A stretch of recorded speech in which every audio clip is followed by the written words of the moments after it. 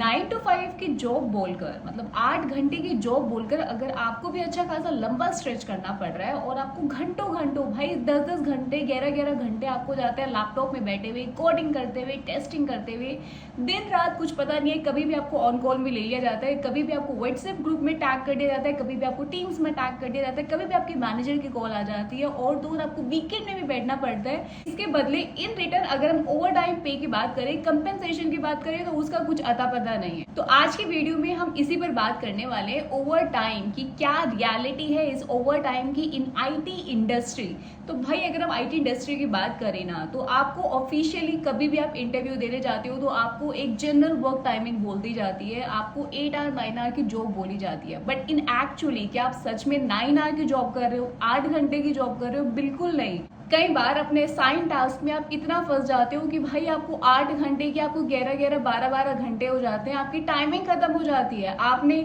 Teams में अपने आप को ऑफलाइन भी शो कर देते हो, लेकिन कहीं ना कहीं आप पीछे से लैपटॉप में लगे रहते हो उस प्रॉब्लम को सॉल्व आउट करने में, उस टास्क को खत्म करने में। अगर हम बात करें लेबर लॉ ऑफ इंडिया, तो अकॉर्डिंग टू लेबर लॉ कोई भी एडल्ट मोर देन 18 ईयर वो काम नहीं कर सकता for more than 8 hour per day. और अगर हम वीकली बात करें तो मोर देन 48 आवर, क्योंकि वो वीकेंड में सैटरडे को काउंट कर रहे हैं, तो 8 into 6 48 आवर्स को वो काउंट करते हैं कि ये आपका एक ऑफिशियली काम करने का टाइम है। इसके बियॉन्ड अगर आप काम करते हो तो वो आपके ओवर टाइम में काउंट होता है, जिसका आपको अलग से कंपेंसेशन मिलना चाहिए। अब कंपेंसेशन क्या होता है, हर एक कंपनी की पॉलिसीज के अकॉर्डिंग, आपके कॉन्ट्रैक्ट के अकॉर्डिंग अलग अलग होता है, लेकिन जो भी आपका आर्ली पे होता है ना, उससे ज्यादा होता है ओवर टाइम पे। लेकिन क्या हम लोग इस चीज के लिए अप्लाई करते हैं? जब भी हम अपनी आईटी इंडस्ट्री में बात करें, वैसे बहुत सारी कंट्रीज में, जैसे मैं अपनी कंपनी की बात करूँ तो वो कनाडा बेस्ड कंपनी है, तो यहाँ पर क्या होता है कि कभी भी आपसे वीकेंड में काम कराया जाता है तो हमेशा उससे पहले अप्रूवल लिया जाता है क्लाइंट साइड से।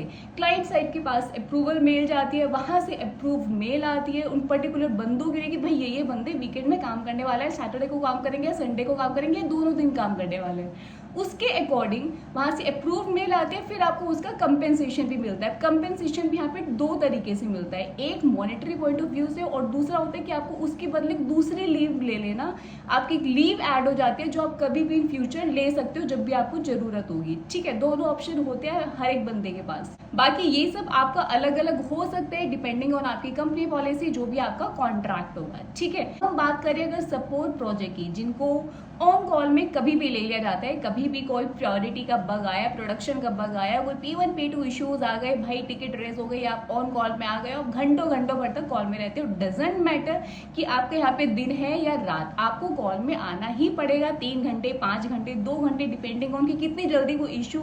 रिजोल्व होता है, आपको कॉल में रहना पड़ेगा। लेकिन इसका क्या कंपेंसेशन मिलता है? देखो, अगर आप ऑन साइड में हो तो वहां के जो लॉज है, वहां की जो पॉलिसी है वो बहुत ही अच्छी है। जैसे कि हम लास्ट टाइम जब कनाडा में थे तो कभी भी कोई इश्यू आता था, प्रवीण को अगर कभी ऑन कॉल आना भी पड़ा तो वहां पर ये था कि अगर आप ऑन कॉल आ गए, आप 3-4 घंटे रह गए हो, तो उसके बाद आपको टाइम मिलता था कि भाई आप लेट ऑफिस को ज्वाइन कर सकते हो, या फिर अगर ज्यादा लंबा कॉल में रह गए तो उस दिन आप ऑफिस को मतलब छुट्टी भी ले सकते थे। ठीक है, लेकिन यहाँ पे क्या होता है, इंडिया में मैनेजर आपके पीछे पड़ जाएगा। भाई आपने अगर ऑन कॉल अलग से सपोर्ट भी दिया है, अलग से आपने कोई काम भी किया है, स्टिल आपको अपने टाइमिंग्स में काम करना ही है। अगर आपकी टाइमिंग 9 to 5 है, 9 to 6 है, या 10 to 7 8 जो भी है, आपको अपने आवर्स में भी काम करना है। उसके अलावा जो आपको सपोर्ट रहेगा वो रहा अलग। ठीक है, अब यहाँ पे क्या होता है आईटी इंडस्ट्री में कि ठीक है, घर से काम करने की बहुत ही अच्छी फैसिलिटी है, लेकिन कहीं ना कहीं इसके बदौलत हम लंबे लंबे घंटों भर तक भाई अपने लैपटॉप में बैठे रहते हैं, क्योंकि जो बात सच है,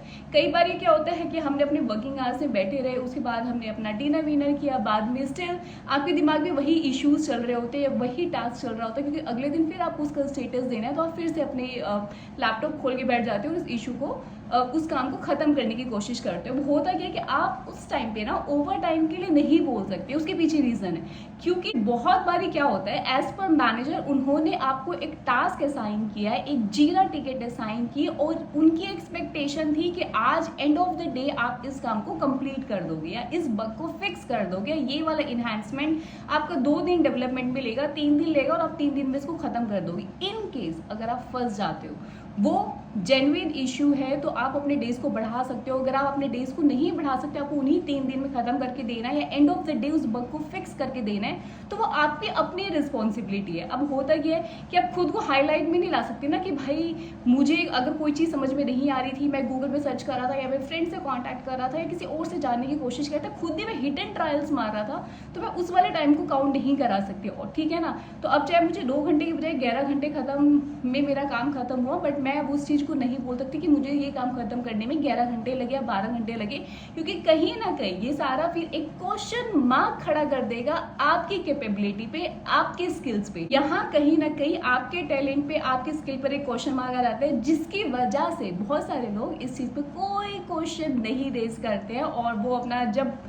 कोशिश करते हैं कि अपने जो भी उनको टाइमलाइन दी गई है उस पे उस पर्टिकुलर टास्क को खत्म कर दें। ठीक है, अगर कोई एक्स्ट्रा टास्क मिला है, अगर कोई अलग से काम, नया काम असाइन हुआ है, then definitely you can ask for the compensation. आप बोल सकते हो ओवर टाइम पे के लिए और कंपनी आपको ओवर टाइम पे देगी भी। इन केस अगर आपको ओवर टाइम पे की ज़्यादा नॉलेज नहीं है, then you can contact the respective authority, अपनी HR डिपार्टमेंट से कॉन्टैक्ट करो और उसके बारे में डिटेल्स लो and then go for it, क्योंकि बहुत सारे एम्प्लॉइज को पता ही नहीं है, इन सब चीज़ों के बारे में नॉलेज ही नहीं है। You should have the knowledge about all these laws, policies, क्या पॉलिसीज हैं, क्या आपके कॉन्ट्रैक्ट में लिखा है, और इनकेस अगर नहीं पता है तो आप रिस्पेक्टिव उस डिपार्टमेंट मेंबर से, उस अथॉरिटी से आप कॉन्टैक्ट करके इन्फॉर्मेशन ले सकते हो। लेकिन एक चीज़ जो मुझे जेन्युइनली इंडिया में बहुत ज़्यादा खराब लगती है वो ये कि आपके ना पीछे मैनेजर बहुत ज़्यादा पड़ जाता है। इंडियन मैनेजर है, मतलब सबके बात नहीं करूँगी बट 70-80% केसेस में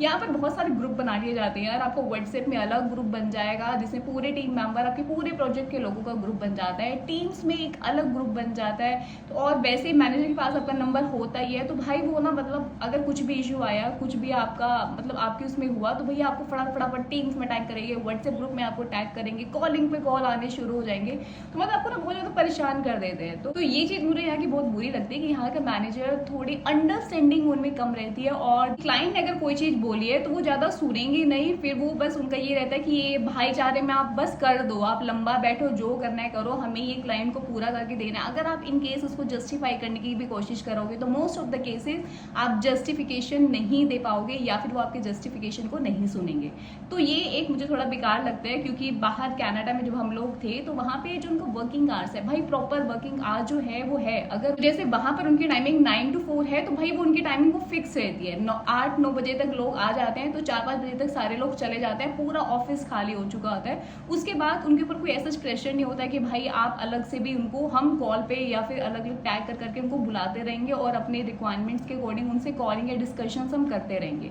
तो वहाँ पे थोड़ा सा लॉज अच्छे हैं, थोड़ी सी वहाँ पे पॉलिसीज अच्छी हैं, थोड़ा सा आपके पास बर्डन कम रहता है और प्रेशर कम रहता है, आप थोड़ा कामली काम करते हो। और उसका एक one of the main reason ये भी कि वहाँ पे कंपटीशन कम है। यहाँ पर आपको बहुत सारे लोग सेम फील्ड में, सेम डोमेन में, सेम स्किल में काफ़ी लोग मिल जाते हैं, तो यहाँ पे थोड़ा ज़्यादा कंपटीशन है, यहाँ पे थोड़ा ज़्यादा प्रेशराइज्ड में रहते हैं लोग। और इसका एक वन ऑफ द रीज़न आपके मैनेजर भी हैं जो ज़्यादा प्रेशर आपके ऊपर बना के चलते हैं। तो आज की वीडियो को करते हैं यहीं पे ख़त्म। आई रियली होप कि आपको काफ़ी चीज़ें पता चली होंगी इस ओवर टाइम के बारे में, एंड इसके साथ ही मिलेंगे अपनी नेक्स्ट वीडियो में कुछ नई इन्फॉर्मेशन के साथ। अगर वीडियो अच्छी लगी हो तो चैनल करना सब्सक्राइब। इसके अलावा अगर आपके स्टिल कोई डाउट है तो आप मुझे कमेंट करके पूछ सकते हो। तो मिलेंगे अपनी अगली वीडियो में। Bye bye.